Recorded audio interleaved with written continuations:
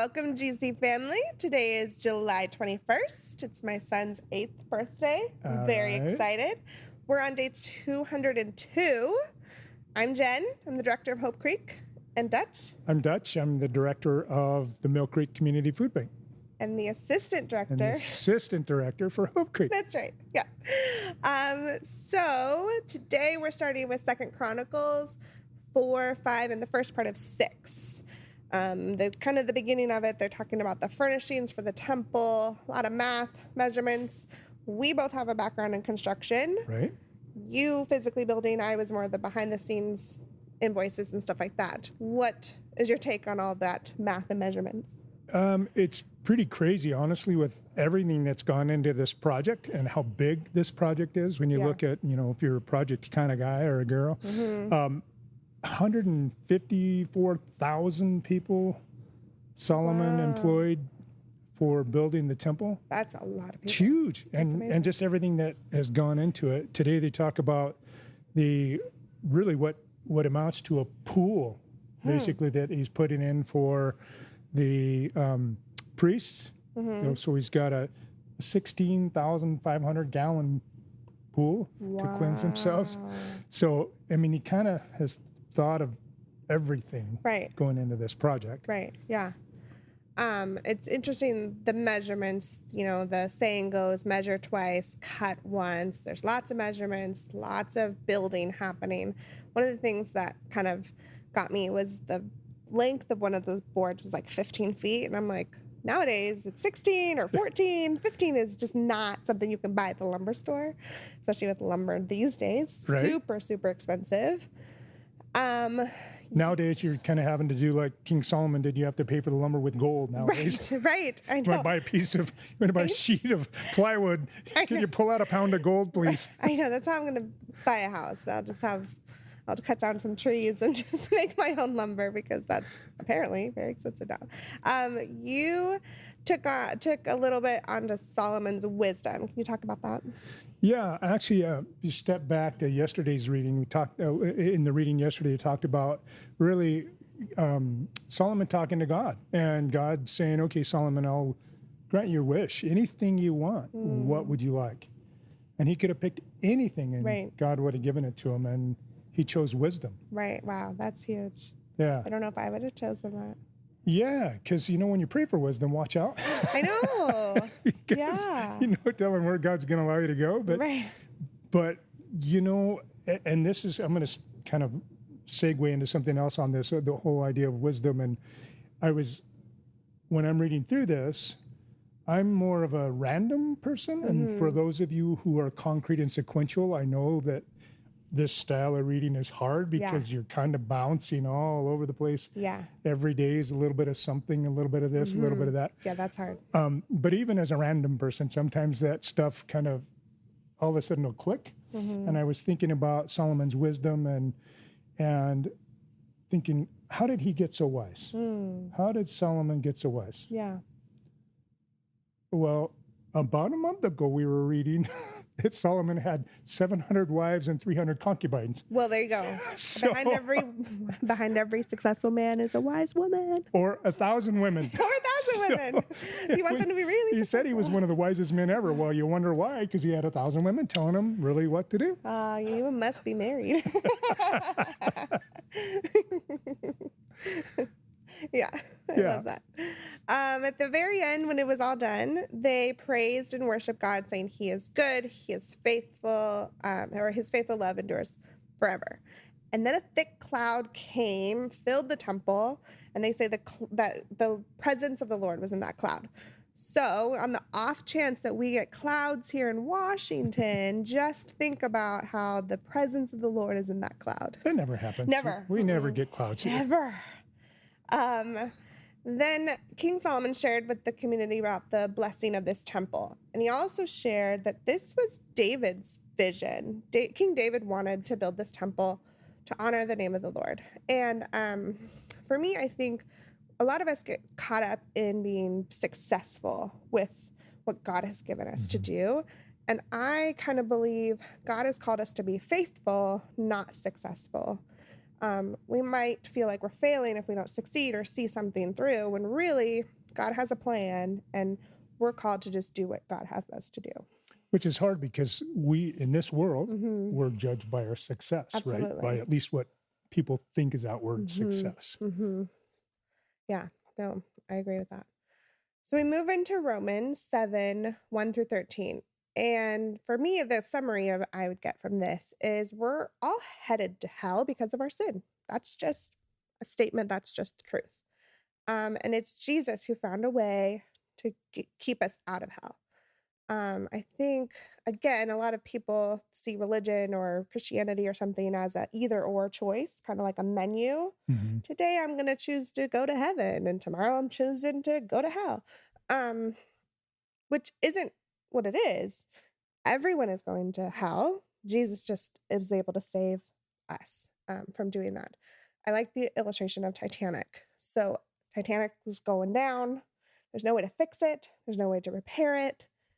Everyone on that boat is going to die unless you get on the lifeboat, and Jesus is the lifeboat.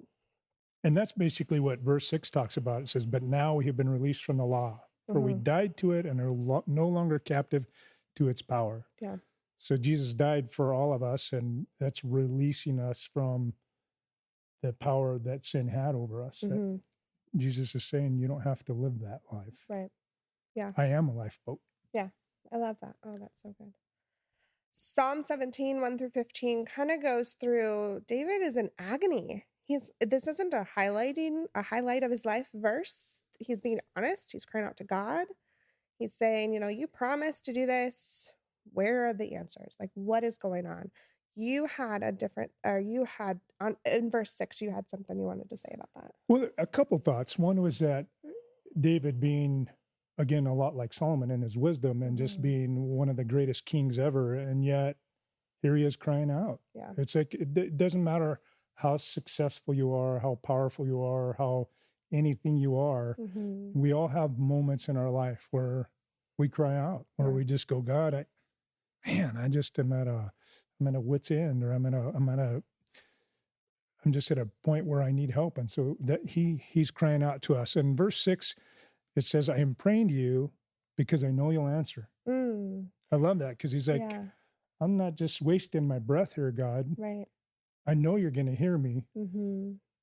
I know that you hear our prayer, that you listen to our prayer, that you'll be there for me, but he's still crying out. I kind of see that as now of putting things in our God can. So I was reminded the other day, my friend said, I was telling her that I'm struggling with this. I'm struggling with how to control this and how to make sure that the pieces around don't get messed up by this situation. And she said, put in your God can. And I'm like, oh, duh. Like, why do I forget that? And so, but it's that tangible thing of just writing it down on a piece of paper and putting it in there and then walking away, it just takes so much pressure off. Yeah. And I think that's what David was doing in this. He was putting all this in his God can. We know God can. We know that. Right. But it's still choosing every single day to put that stuff in there so we don't have to carry it, because it is heavy, really heavy. And you have this powerful man doing that. Yeah. Just in a vulnerable moment. God. Right. I need you. Right. Here we are. Here it is. I'm going to put it in the God can. Yeah. I love that. We end in Proverbs 19, 22 through 23. And Dutch, you kind of saw this as a marriage thing with loyalty. Yeah, because the verse says loyalty makes a person attractive. And I just thought how one of the most attractive things that any of us could ever do as a spouse is being loyal to our spouse. Yeah. It says it's better to be poor than dishonest. And, you can have a lot of things, but if you're dishonest and disloyal, not so good. Not a good thing. Yeah. In the movie The Greatest Showman, I'm kind of a musical geek. P.T. Barnum in the movie is talking to his wife and saying, you deserve all this, and I've promised to give you all these things, and they are dirt poor. And she says, I have everything that I want. And I'm reminded of the people that we serve at the food bank or at Tailgate when we did Tailgate, and how I learned so much from them and how much hope they still had, even though they were possibly at their lowest, just like in the movie. And I think talking about this being poor is better than being dishonest, and just how much we can learn from those that are truly poor, and how much it kind of is a gift to be in that situation. Yeah, you wouldn't see it that way, honestly. You don't see your iniquities, you don't see your struggles as a gift usually. But honestly, some of the life's greatest lessons for me have been taught through the struggles that I've had, been Yeah. taught when I was poor. Yeah. When I was just poor in spirit or just struggling in some way. It's always when God seemed to come through the biggest. And when I'd learned some of the biggest lessons I'd ever learned was when I was feeling poor. But you're right, that it's interesting with doing the tailgates, because a lot of those folks you'd think they don't have anything to live for, but Right. they teach us lessons They out there. It's do. crazy I how do. Yeah. they don't see themselves oftentimes as poor, Not and at all. some of them got such amazing spirits. It's incredible. Yeah, I kind of always think that the reason that there are poor and widows, and like Jesus has said in the Bible, take care of them, it's not for them, it's for us. It's for us to learn how to be like Jesus. I firmly believe that. That's I've mentioned a number of people went down a trip to Mexico to help build a community center, and I went there to give, and I'm telling you, you cannot outgive God. Cannot outgive God. You can't. It's crazy how the things you go to do like that, or like in the food bank, for example, Right. and you're trying to give and you're wanting to give to these people, and it's just amazing what God gives through that experience. Yeah. Pretty amazing. Yeah. So if you're looking for a way to give, come join us at the food bank. We I always like need that. volunteers. Always. Shameless plug. Shameless Right. plug. We need volunteers. Absolutely. But I would say, to sum it all up, use your God can, put all your stuff in there, be honest, and have a wife who's wise. Yeah. 4,000. Or 1,000. Maybe not. No, not so much. See you guys tomorrow. All right. Have a great day.